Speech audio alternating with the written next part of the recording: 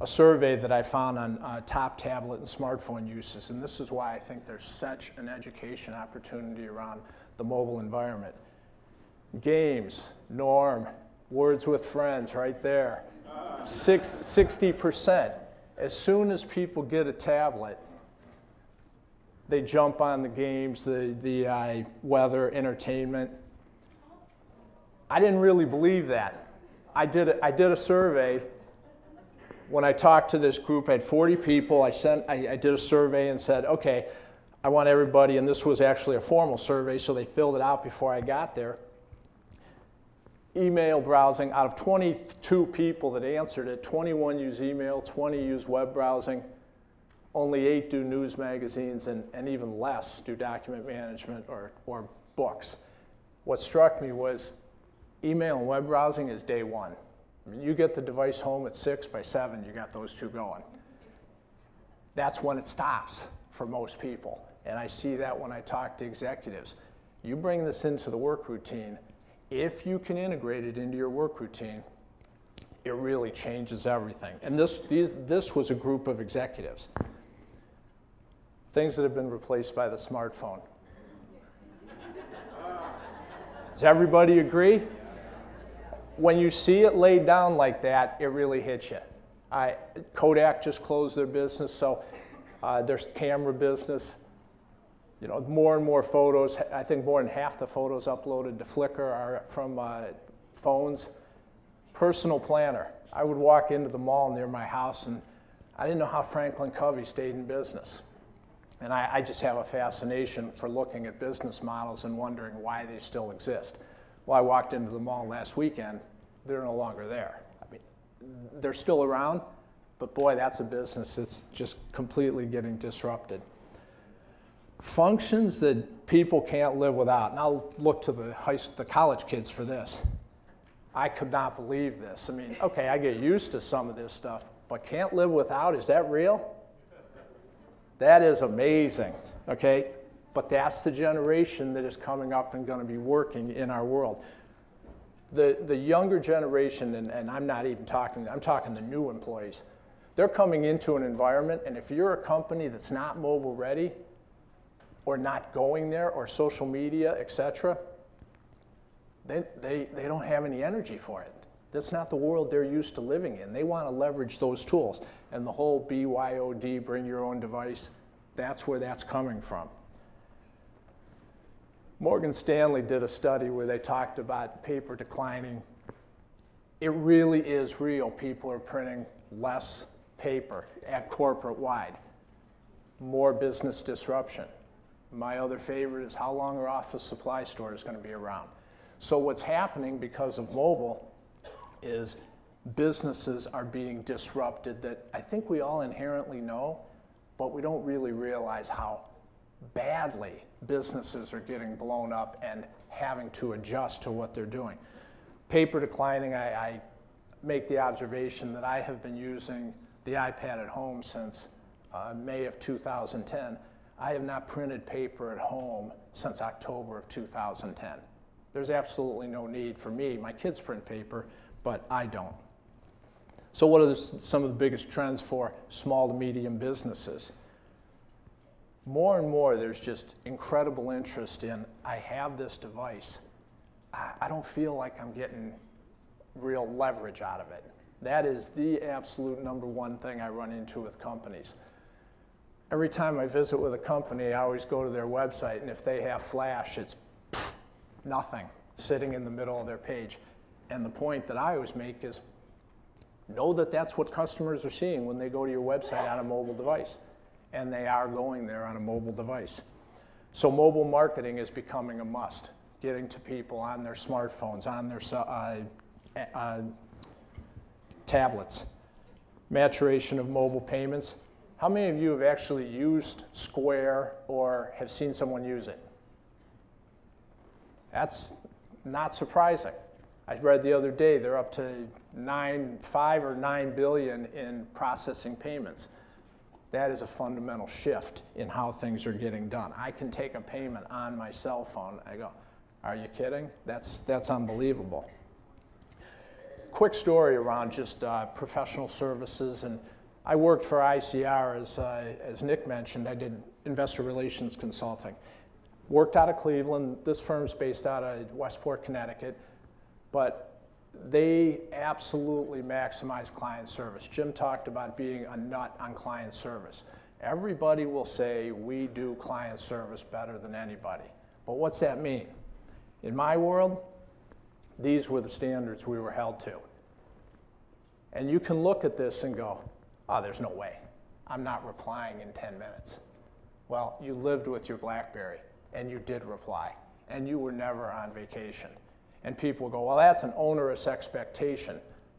I won't debate. What I tell people is, it's really not as bad as you would think, and they're reasonable. You schedule your vacation. Yeah, I'm available 24/7. Nobody calls you after about 7. But the point was, for that client, you were 100% on, always. And it was enabled by mobile technology. That was 6 years ago.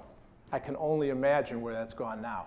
And if you don't think that's necessary, I just say, know your clients, know that your competitors are doing this. And the clients are more and more expecting this. It's really critical that you kind of embrace that.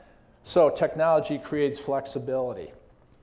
That's one of the points, that it doesn't require you to constantly be answering your email and responding to email 24/7 and replying to phone calls. I was on vacation a couple weeks ago. Yeah, I shut my phone off. But when I need to, I can reply. I can go on vacation, and I can still make sure that things are happening. So the expectations are changing. Content's expected to be digital. And I made the observation about the presentations that we download for the conference. People are still going to print, but a lot more of them are grabbing your content. So if you're working for a company and you have marketing brochures, are those brochures optimized for a tablet? People are going to want to link to your website, send you an email, click through on links on their tablet. Is it optimized for that? If you still use out of office, or I'll respond when I'm back in the office, more and more those are just an inconvenience to people. They don't expect you to not be available when you're, they don't need to know you're in the office, out of the office. You just get back to them when you have 2 minutes. I did a conference, and one of the questions, or a guy in the back of the room goes, well, I make it a point not to respond to any emails on my cell phone. How many would agree with that? Okay, great, nobody. Well, I told him, I said, I agree, I think that's a great policy until you got a client that needs you. And when you got a client that needs you, if you're not going to be able to get to a computer or whatever, I'll bet you're going to reply off your cell phone. And that's great flexibility to have. So what are the trends impacting business? You know, the presentation is mobile, but it's really mobile, social, and cloud. It all comes together. Last year when we talked about the iPad, the cloud was a big piece of it. It's not just the iPad by itself. It's the iPad hooked up with the phone, hooked up with the cloud, and access any content anytime.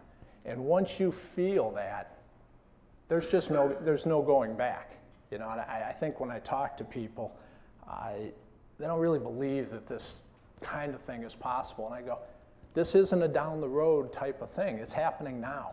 And it's important to try and move. Now what just happened there, if you have this presentation, tapping this is an active link to let you download that document. So if you were looking and said, well, I want to see this 3 Trends article, you tap that, it'll open it up. So if you had this on your iPad, you tap it and you're getting the document. One of the things I recommend, and I did this last year, is the Big Four publishes some great stuff around what's going on in digital and IT and et cetera. Spend some time reading it. Get educated. It's fantastic information, and it will give you a foundation to really understand how do I start to think about this and move forward?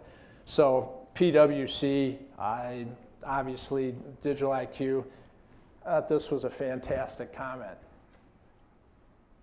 It doesn't end within your company anymore. The information is always available. Everybody, they're talking, they're using either social collaboration tools to communicate, LinkedIn, etc. It's going and it's coming from everywhere. Jim's firm, Deloitte, published this Tech Trends 2012, and right in the cover letter, they just say, whatever you do, step up. Don't get caught unaware or unprepared. I started with the picture of the tsunami, and I said, if 2 years down the road you get hit over the head and somebody says, I want all our reports designed for the iPad, and you go, I don't know what to do, that's your fault. You know, it's been happening for 2 years, and that wave is coming. So it's time to learn it before you get hit over the head with it. Some article links that I would recommend. The one that I think is key is, as CFO, what's your mobile strategy? If you're the CFO of a company, your board, your CEO, your senior management's going to say, hey, what should we be doing on this mobile side? They're going to look to the finance organization to help drive this. If I were a CEO and we have clients that are using this, this is how they get, they're used to using the iPad to get their content. So it's real. I talked about business disruption. I just listed down off the top of my head. How many are aware that Best Buy is having pretty severe problems? Okay, it's not coming back.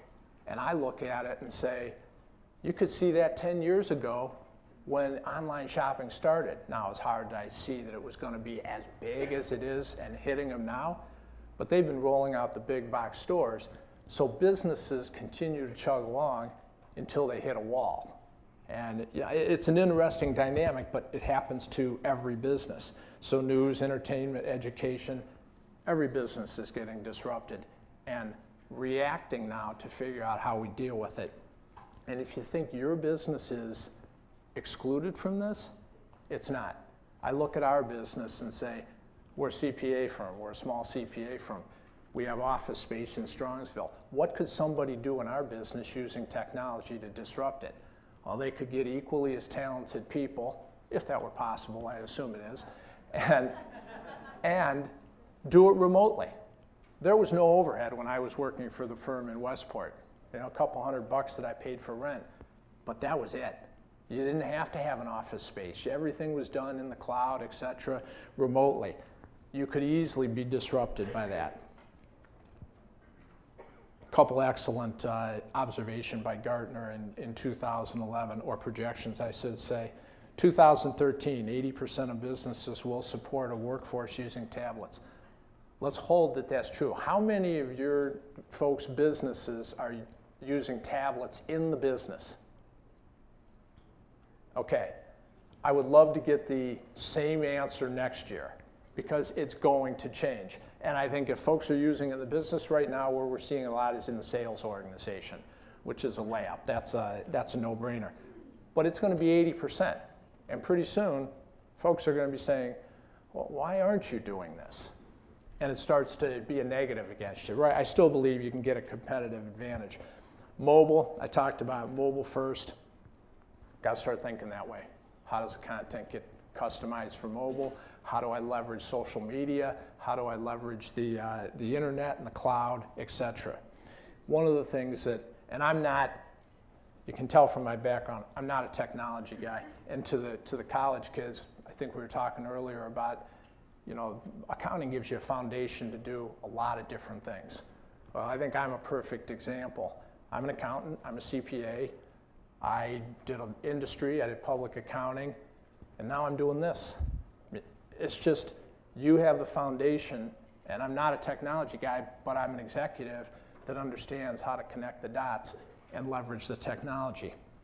I had a question at a recent conference that I did. One of the older gentlemen, I think it applies to this group, said, it was an engineering conference, and he said, what advantage do the young kids have today coming in that we don't have? And it was a great question. So in my mind, what they have is no fear. They don't have any preconceived notions for how things should be done. They just go. What they don't have is any experience. They don't know how it ties into the business world. So what you guys can do, the senior people, find those people that are good with the technology and migrate that together to figure out how it works for your organization.